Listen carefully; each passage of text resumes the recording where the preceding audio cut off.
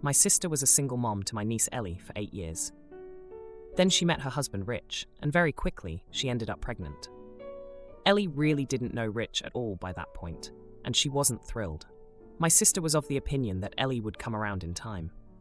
After baby Liam was born, my sister set up these cute photo shoots for Ellie and Liam, and she involved Ellie in the pregnancy, which was something Ellie resisted doing. But my sister basically gave her no choice. When Liam was 1, my sister found out that Ellie and her BFF Hazel were talking about the new half-siblings in their lives. Hazel's half-sister was born a couple of months before Liam was, and neither their half-siblings were real siblings. My sister heard Hazel and Ellie say they didn't love or care about their half-siblings, their stepdads, and how they didn't have a real family anymore. Hazel claimed her mom replaced her dad and that she would never want the replacement family. Ellie told Hazel she missed it being just her and her mom, and she never wanted a dad like her mom seemed to think. She also said Liam was just a baby. She didn't get all affectionate and protective like most of the family said she would. She said if Rich took Liam and left for good, she would be kinda glad. My sister contacted Hazel's mom and stepdad, and she told them Hazel was no longer welcome in our house. When Ellie didn't change toward Liam afterward, she told her she could no longer see Hazel anymore, and their friendship was over. My sister told me about it at the time, and I asked her how she was planning to do that, and wouldn't therapy be better? She said they just feed off each other too much. She went to their school to try and get them separated, but the school refused. She wanted me to pay for Ellie to go to a private school to get her away from Hazel. But I said no. Now Ellie is 15, and surprising few, except for my sister and Rich, a small bit, Ellie and Hazel are still friends at school and have never lost contact. Apparently, neither girl feels very different either. Ellie now has a new half-sister, Olivia, and Hazel has 2 half-brothers. My sister lost her shoot when she found out, and when she confronted Ellie, she was told by Ellie that Hazel is the most important person to her anymore, and she would never give her up for them. My sister grounded Ellie and has tried to make her want to stay away from Hazel, but it doesn't work. My sister has brought this up a few times since finding out, and the other day she accused me of not ever appearing, surprised that Ellie disobeyed her. I admitted that I wasn't, and I always knew trying to take Ellie's best friend from her would be something Ellie wouldn't go along with. My sister accused me of not being honest with her by not saying this sooner, and of wanting her marriage and family to fail. She also accused me of being arrogant and thinking I know Ellie better than she does. She also claimed I knew and had seen the girls together, which is untrue. Am I the idiot? Now, for a few comments before the update. Comment 1. Not the idiot. You can't command someone, especially a child or teenager, to feel differently. It almost always works to reinforce the existing feeling. What you need is to let them talk it out and explain it, and come to the conclusion on their own that their feelings make them jerks and want to change.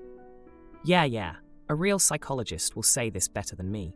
Of course this would happen, but also, of course she would have hated you for ever speaking up against her stupid decisions. Comment 2. Ah yes, blame everybody for your child resisting something you forced her to accept and not listening to her thoughts and feelings in the matter. Not the idiot. Your sister needs to get her head out of her bottom. This is not about her. This is about her daughter being driven away by her sister's behavior. If she keeps this up, she will damage her relationship with Ellie permanently. Now for the update. Hey everyone, thanks for all the support on my last post. It's been a week, and boy, do I have an update for you. So, after my sister accused me of wanting her family to fail, things got even more heated. She's been trying to control Ellie's life more than ever, and it's just pushing Ellie further away. My sister's been monitoring Ellie's phone, setting earlier curfews, and even trying to pick her friends for her. But Ellie's a smart cookie, and she's been finding ways to outsmart my sister at every turn. Remember how my sister tried to get Ellie away from Hazel by sending her to a private school? Well, Ellie's been using her lunch breaks at school to meet up with Hazel. They've been sneaking out to the nearby park, sharing their woes and supporting each other like true best friends do. It's like they're living a double life, and my sister has no clue. Now, here's where things get really juicy. Ellie's been talking to Hazel about how she feels more like a babysitter to Liam and Olivia than a sister. She's been helping out a lot at home since my sister and Rich are both working long hours. It's like Ellie's taken on a third parent role, and she's feeling the weight of it all. But the real shocker came when my sister found a note in Ellie's room. It was from Hazel, talking about a plan to run away together once they turned 18. My sister lost it. She confronted Ellie, and there was this huge blowout. Ellie shouted that she felt trapped and that Hazel was the only one who understood her. My sister was in tears, and Rich was trying to play peacemaker, but it was a mess. In the midst of all this, my sister somehow got it into her head that I was the one who gave Ellie the idea to run away. She thought I'd been secretly meeting with the girls and encouraging their rebellion. I was shocked. I had no idea about any of this, and I told her as much. But she wouldn't believe me. She said I was the only one who knew how Ellie felt and that I must have been the one to plant the seed. Now, let's rewind a bit to when Ellie was younger. She always had this adventurous spirit, this dream of traveling and seeing the world. It was something she and I talked about a lot. We'd look at maps and she'd point to all the places she wanted to go. I guess my sister remembered those conversations and thought I was still influencing Ellie's decisions. But here's the thing. I haven't had those kinds of talks with Ellie in years. Sure, I knew she was unhappy, but I never suggested she run away. That's just not something I would do. I care about Ellie's well-being, and I wouldn't want her to make such a drastic decision without thinking it through. So, after a lot of arguing and explaining, my sister finally understood that I wasn't behind Ellie's plan. It was a misunderstanding, but it showed just how much my sister is struggling to connect with Ellie. She's so wrapped up in her own fears that she's seeing conspiracies where there are none. Ellie's still grounded, and my sister is trying to rebuild their relationship. But it's going to take time. Ellie's trust has been broken, and she's not going to open up overnight. It's a tough situation, and I'm just trying to be there for both of them as much as I can. As for Hazel, she's still in the picture, and I don't see that changing anytime soon. Those two are thick as thieves, and I think my sister is slowly realizing that she can't force Ellie to feel a certain way about her family. She's going to have to find a new approach if she wants to keep Ellie close.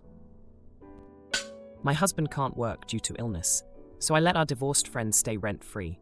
But nosy neighbor spreads filthy lies, and now my marriage is on the rocks with therapy as our last hope. So for context, I'm a 41-year-old female. I'm married to a wonderful husband for 20 years, and we're still madly in love. Due to mental illness, my husband can't work, so I'm the breadwinner in our family. This works well. I have a high-paying job, don't have overtime, and mostly work from home. My husband is our homemaker, and seriously, he's great at it. Last year, I was able to buy us a new house with a big garden. We do have a high fence around our property, so looking into our house isn't easy. You'd have to stand on your toes to peek over the fence. One of our neighbors, let's call her B, is incredibly nosy. When we moved in, she was the first to show up, not to help, but to gossip about other neighbors and warn us to not trust them too much, and things like that. 2 months ago, my husband's best friend lost his job together with his wife, who thought a jobless man who can't provide doesn't deserve her. The poor guy struggled extremely with bills, divorce, and an upcoming depression. So my husband and I decided to get him out of this situation. We do have a spare bedroom that we wanted to turn into a gym room, but the room is still empty. So we offered this room to our friend, didn't ask for rent or any contribution, just to help him be able to breathe again and focus on the future without having to worry about rent, bills, etc. The divorce is nasty enough, the poor guy doesn't need more stress. It works out really well. He's a very nice guy, doesn't demand things from us, he's just happy to have a safe space to heal and get back on his feet. We do things together, but he also stays happily in his room when my husband and I want to be alone. Now, when I was grocery shopping a few days ago, I met some neighbors who gave me weird looks, which confused me. Since I'm not the type to just brush things off, I stopped and asked what the problem is. Turns out, B had been snooping around our house and spread nasty rumors in the neighborhood. That I live together with 2 men, that the men in my house change. She even called it openly a whorehouse, since she rarely sees me go to work, and my husband never goes to work. She spread in the neighborhood that I must earn my money on my back, otherwise I couldn't afford such a nice house. I was livid and told my neighbors on the spot what's really the case, and then I left too worked up to focus on groceries. Now in the parking lot, I saw B. In my fury and rage, I stormed up to her and started screaming at her. I told her whoever I invite into my house is none of her business and to stay the frick away from us. My family is not her concern, and if she ever badmouths me again, that won't go well. Then I simply left, not wanting to hear any word from her. Now some of my friends think I massively overreacted, while others think I just was protecting my family and friend. and gossip can hurt badly too, so I'm here for final judgment. Now, for a few comments before the update. Comment 1. This may just be the New York in me, but I think you did the right thing. Honestly, I can't believe you had the strength to even hold back, because I think what you did was really mild. People are too comfortable now when talking about others because there are no consequences, so glad you stood up for your family. Comment 2. Not the idiot, but don't waste the opportunity to mention to any neighbors that she starts all these rumors, so no one knows what she's busy doing. Tell them all the things she said about each of them. Make it up. Make it outrageous. Turn her into the pariah. Now for the update. Hey everyone, thanks for all the comments on my last post. I really appreciated the support and advice. So it's been a month since the whole blow-up with my nosy neighbor B, and boy, do I have an update for you. After the confrontation in the parking lot, things seemed to calm down. B kept her distance, and my husband and I went back to our usual routine. Our friend, who I'll call Jay, was still staying with us, and he was slowly getting his life back together. He found a part-time job and was contributing to the household in small ways, which we appreciated. But then, about 2 weeks ago, things took a turn. My husband, who's always been the sweetest and most supportive partner, started acting distant. At first, I thought it was just stress or maybe a new phase of his mental illness. But then I noticed something that made my heart drop. He and Jay were spending a lot of time together, more than usual. They'd stay up late talking after I went to bed, and I'd often find them laughing together in the kitchen in the mornings. I didn't want to jump to conclusions, but the change in my husband's behavior was undeniable. I decided to talk to him about it, and that's when the bombshell dropped. He confessed that he had developed feelings for Jay. He swore nothing physical had happened, but the emotional betrayal stung just as much. I was heartbroken. The man I'd been madly in love with for 20 years, the man I supported through thick and thin, was telling me he had feelings for someone else. The next few days were a blur. I felt like I was living in a nightmare. Jay, realizing the chaos he had unintentionally caused, decided to move out. He apologized profusely, saying he never meant for any of this to happen. He packed his things and left, leaving me and my husband to sort through the wreckage of our relationship. My husband was remorseful. He said he never intended to hurt me and that he was confused about his feelings. He begged for my forgiveness and promised to work on our marriage. We started couples therapy, and it's been hard. Digging up all the emotions, trying to rebuild trust, it's a lot. But the drama didn't end there. Remember B, the nosy neighbor? Well, she somehow caught wind of the tension between my husband and me. She must have seen Jay leaving with his things, because the rumors started up again, this time with a new twist.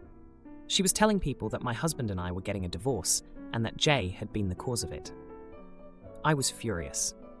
Not only was I dealing with my own heartbreak, but now I had to deal with B's twisted version of events spreading through the neighborhood. I confronted her again, this time more calmly. I told her that whatever was happening in my home was none of her business, and that she needed to stop spreading lies about us. She just smirked and walked away, but I could tell she enjoyed the drama she was creating. The confrontation with B didn't go unnoticed. Other neighbors started reaching out, some with genuine concern, and others just looking for gossip. I shut them all down. I wasn't about to air my dirty laundry for the whole neighborhood to see.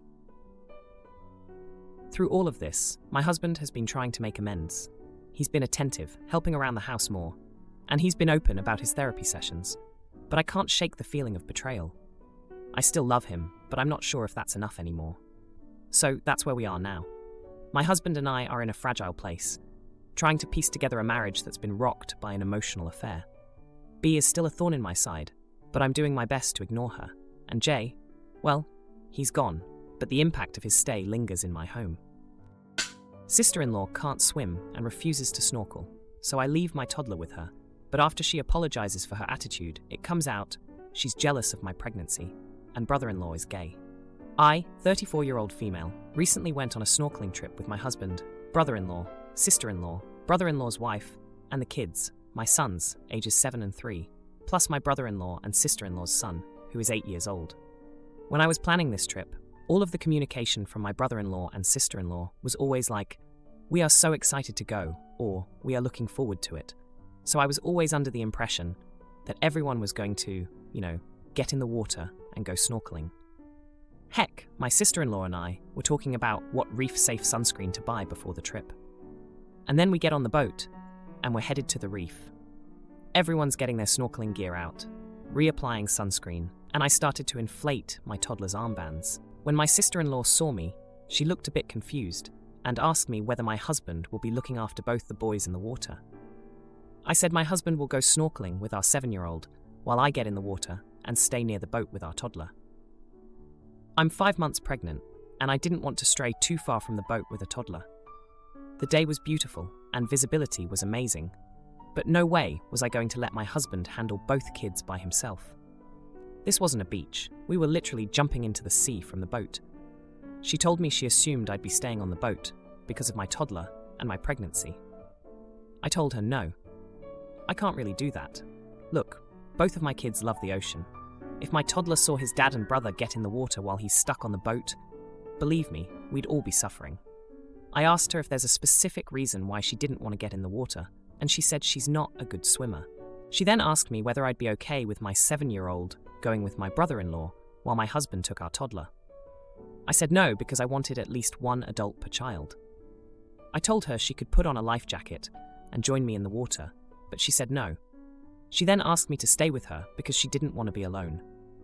She wasn't actually alone. The captain was on the boat, but I guess she didn't want to be alone with a stranger. I didn't stay on the boat. She only gave me one-word answers on the way back home, but I got a message 2 days ago. She basically said that she was wrong to assume that I would stay on the boat, but she thought I would stay as a good host. I told her I'm sorry she felt that way. She called me a butt that can't even properly apologize. I promptly cut that off and let my husband deal with it. My sister-in-law has called me multiple times since, but I haven't answered. My brother-in-law is unhappy that I'm ignoring her and told my husband to make me talk to her. Now, for a few comments before the update. Comment 1. Not the idiot. If she needs someone on the boat, she should have called her own husband back in. Was he aware she was planning to stay on the boat? Did brother-in-law know she wasn't going to swim and also just assume you'd babysit her?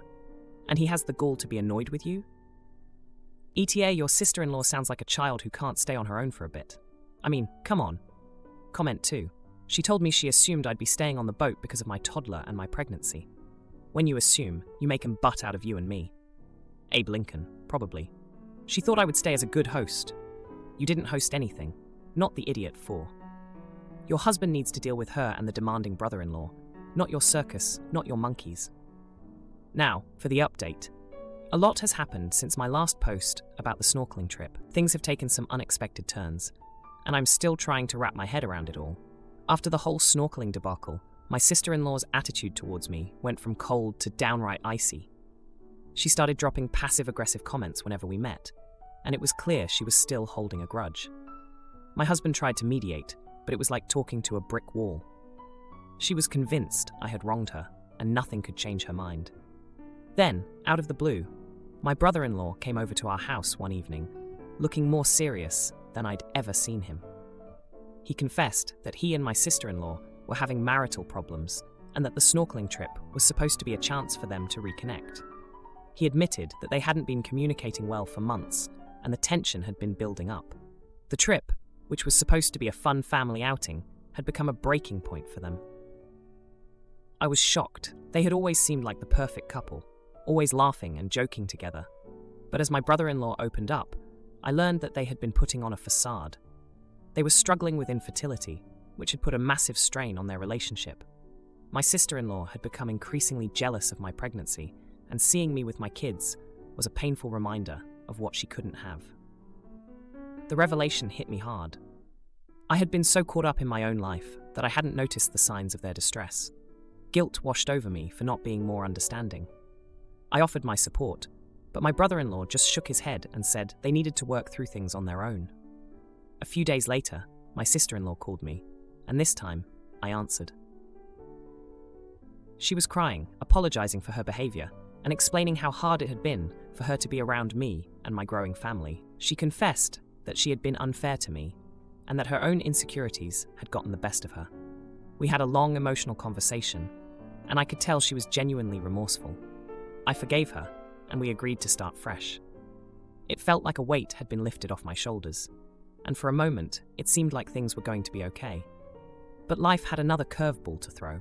Just when my sister-in-law and I were rebuilding our relationship, my brother-in-law dropped another bombshell. He had been seeing a therapist to deal with their marital issues, and through the sessions, he realized that he was gay. He had been struggling with his identity for years and had finally come to terms with it. The news sent shockwaves through the family. My sister-in-law was devastated, feeling like their entire marriage had been a lie. My husband was stunned, not knowing how to support his brother through such a monumental change, and I was caught in the middle, trying to be there for both of them while dealing with my own mix of emotions. The next few weeks were a blur of tears, arguments, and heart-to-heart talks. My brother-in-law moved out, and my sister-in-law started therapy to cope with the end of her marriage. It was a painful time for everyone, but there was also a sense of relief as secrets were brought into the light. As for me, I was left with a bittersweet feeling. I was happy that my brother-in-law could finally be true to himself, but I was heartbroken for my sister-in-law, who had to watch her marriage crumble. And through it all, I couldn't help but feel a sense of loss for the close-knit family we once were. Now, we're all trying to find our way forward. My sister-in-law and I have grown closer, supporting each other through this tumultuous time. My brother-in-law is exploring his new life with a mix of fear and excitement, and my husband and I are doing our best to keep our family together, even as the dynamics shift around us. If you like this video, you'll probably like these too. Also, while you're here, please consider subscribing. It's your support that keeps this channel alive and allows me to make better and longer videos. Have a great day.